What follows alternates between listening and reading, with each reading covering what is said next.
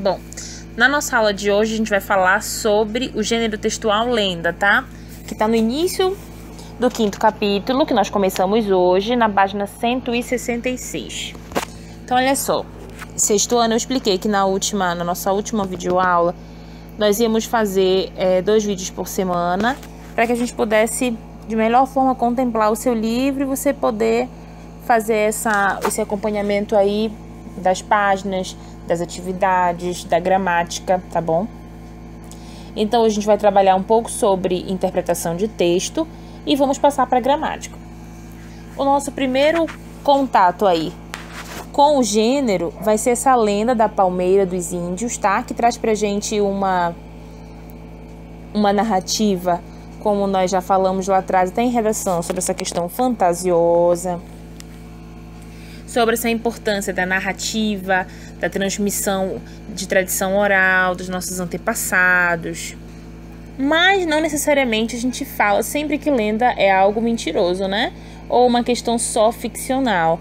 Existem lendas também que a gente pode ter tidas como verdadeira, até por conta de cultura mesmo que nós temos. Dizem que é verdade, né? E tudo mais. Eu peço para que vocês, quando forem fazer essa leitura da lenda da Palmeira dos Índios, vocês vão se deparar com algumas expressões interessantes, diferentes do seu contato, tá? De palavras do seu dia a dia. Então é importante fazer aí esse acompanhamento com o dicionário, para que vocês possam realmente, de fato, entender o que são essas palavras que estão em negritos dentro do texto. E é uma forma de você trabalhar essa questão da possibilidade de vocábulo, tá certo? Então vai contar a história aí de uma bela indígena, né, noiva de Etafé, que é um cacique. Porém, todavia, essa moça era apaixonada pelo outro primo, pelo outro índio, que era primo da Titsiliá. Então vocês vão ter contato aí com uma história ao mesmo tempo apaixonante e triste. Eu não vou contar a história para vocês, para que vocês possam de fato ler, fazer esse estudo do texto para poder desenvolver as atividades, tá bom? Então leiam o texto com calma, prestando atenção, marcando, fazendo esse estudo dessas palavras aí que estão em negrito, para poder fazer as atividades do próximo slide, tá? Aqui nós vamos ter já essas imagens são dos livros de vocês. Essa página, a página 167, 168, vai falar sobre o gênero, sobre o texto que eu acabei de falar para vocês, a lenda da Palmeira dos Índios. E nós temos 2 páginas de exercício, tá? Da primeira até a 10ª questão. Então, vocês vão responder tudo direitinho. Eu vou estar aqui na plataforma para poder tirar as dúvidas de vocês. Então, o que tiver de dúvida já pode jogar aqui que a gente já conversa, tá certo? É necessário, é importante que vocês resolvam, deixem tudo resolvidinho a questão das atividades do livro, para que não fique nada atrasado, sobrecarregado, tá bom? E vocês possam, de fato, tirar as dúvidas que surgirem. Agora a continuidade vai ser com adjetivo e locução adjetiva. Então, antes da gente falar sobre esse assunto, é importante lembrar o que são esses adjetivos, tá? Então, olha só. Nós falamos que adjetivos são palavras que têm o poder de atribuir as qualidades, as características, ou seja, algo que qualifique esse substantivo. Então, nós temos aí alguns exemplos dos quais nós falamos na aula passada, sobre as classificações simples, compostas, primitivas e derivadas. E, querendo ou não, nessa nova classificação a gente vai fazer, porém, qualificando, tá? Adjetivando, atribuindo qualidades ou características para essas palavras. Então, o que seria essa locução adjetiva? Essa locução adjetiva é aquela palavrinha que vem antes do substantivo. Por exemplo, eu coloquei aqui para vocês um exemplo de uma locução adjetiva. Eu tenho a palavra abelha e a minha locução vai ser essa palavrinha antes dela. De abelha, de abdômen, de ano, tá? E a locução adjetiva, ela pode se apresentar dessa forma. Por exemplo, de abelha, apícola, de abdômen, abdominal. Se eu for falar, por exemplo, de amor de pai, eu posso falar amor paternal, amor materno, entendem? Então, eu tô colocando uma locução adjetiva qualificando, caracterizando essa palavra aí, tá certo? Agora, adjetivos pátrios ou gentílicos. Esse é outro assunto que você também já conhece, já estudou e que volta aqui nessa classificação de adjetivo, tá? Então, olha só. Quem nasce em Acre é o quê? Acreano, Alagoas, alagoano, Amapá, amapaense, que são os exemplos que nós temos aqui no nosso slide e faz referência também no seu livro, tá? O que é importante você lembrar? Esses adjetivos pátrios, que são chamados também de adjetivos gentílicos, é uma espécie de classificação de palavras que vão designar um indivíduo de acordo com o seu local de nascimento, tá? Por exemplo, quem nasceu no Pará, eu vou dizer que ele é o quê? Paraense, tá? É um assunto simples, porém, todavia, é de fato algo referente aos nossos adjetivos. Então, eu vou dizer que ele é acreano, então ele vai ser o quê? É o adjetivo da onde essa pessoa nasceu. Ele é alagoano, ele é mapaense, ele é paranaense, pernambucano, tá bom? Perfeito. Sobre a flexão dos adjetivos, nós vamos falar agora sobre uniformes, biformes, porém todos relacionados à questão adjetiva. Então, segundo aqui o seu slide, diz que os adjetivos como palavras qualificativas ou caracterizadoras podem variar em gênero, masculino e feminino, em número, singular e plural, e de acordo com o que se refere, tá? Ou seja, a questão dos graus, comparativo ou superlativo. Os adjetivos podem ser uniformes, uma só forma para ambos os gêneros, ou biformes, duas formas para o masculino e outra para o feminino, que nós vimos na aula passada, tá? Então, aqui nós temos uniformes. Irmão, irmã, certo? Uma situação difícil, um problema difícil. O irmão ou a irmã vão ser amável, ok? Amável seria o adjetivo desse irmão. Então, irmão amável, irmã amável, não muda. Situação difícil, problema difícil. Eu tenho a terminação do irmão e da irmã, feminino e masculino, e tenho uma situação com a o tio e o problema terminado em a. Então, as palavras amável e difícil, elas não vão variar, tá? Então, por isso que a gente fala que são uniformes. Então, eu utilizo essa palavra tanto para o feminino quanto para o masculino.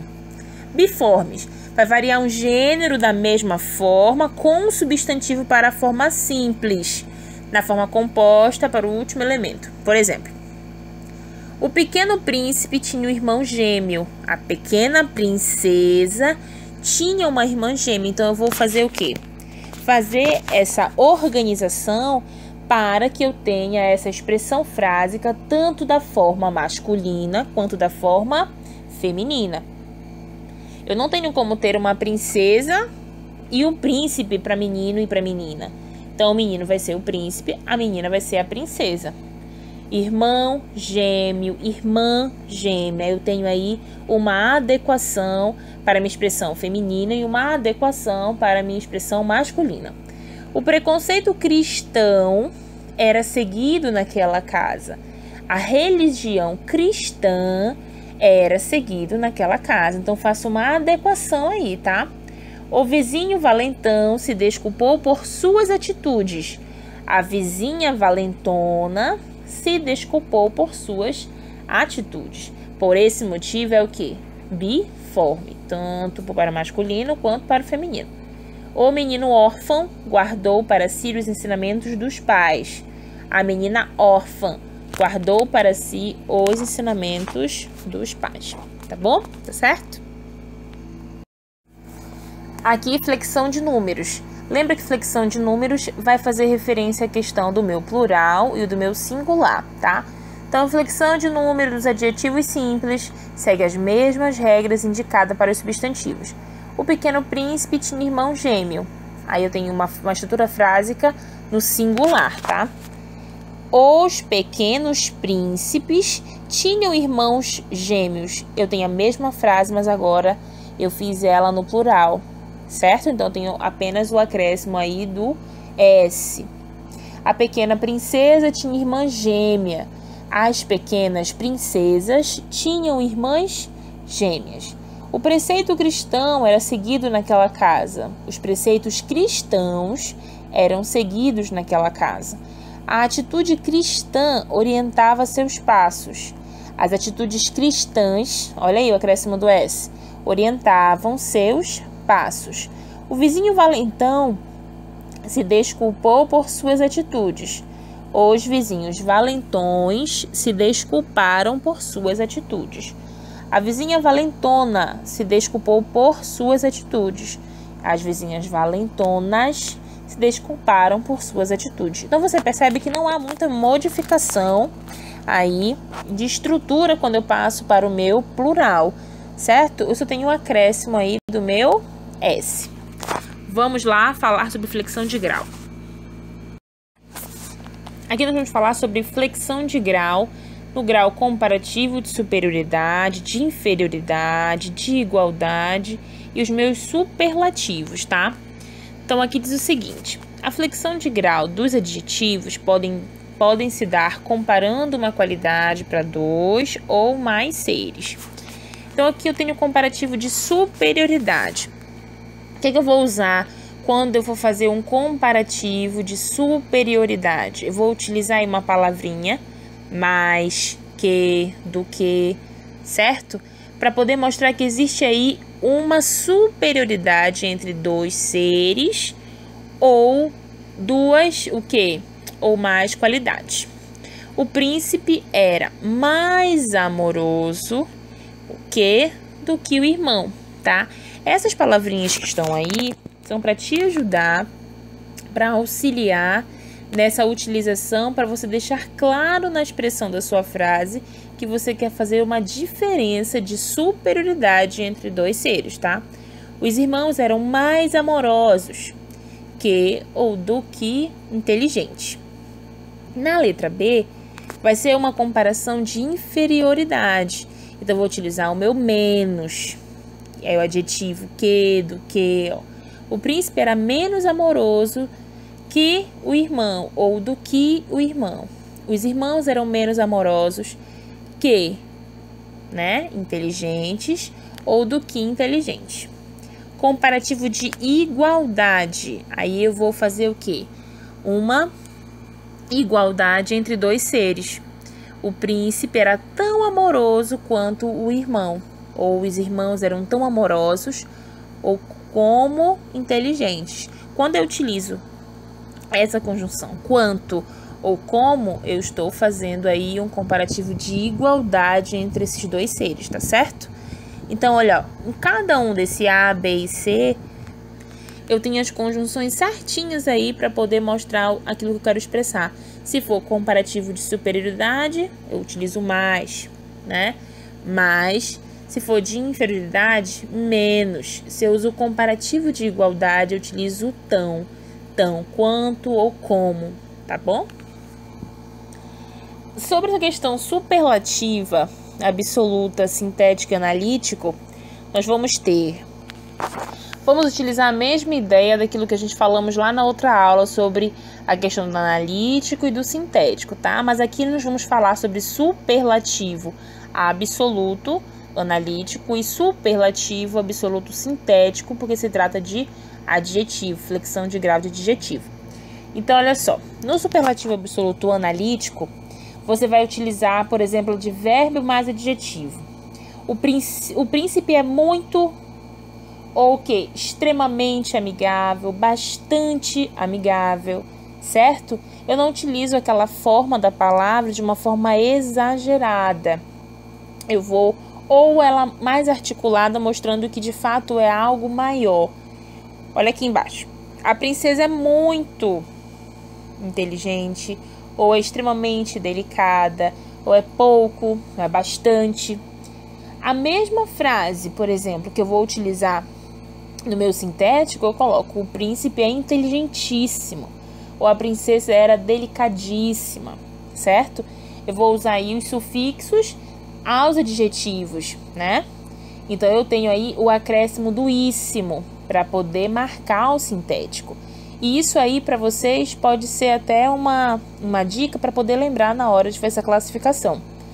O meu superlativo absoluto sintético, as minhas classificações sintéticas, ela tem esse acréscimo do íssimo ou do íssima.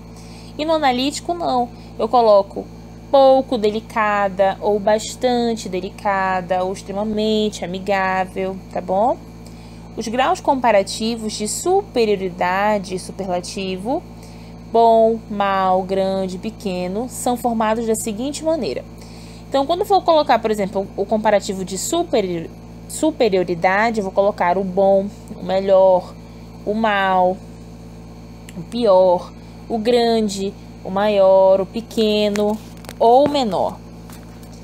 Nessa classificação, as expressões são para marcar essa questão desse comparativo de superioridade.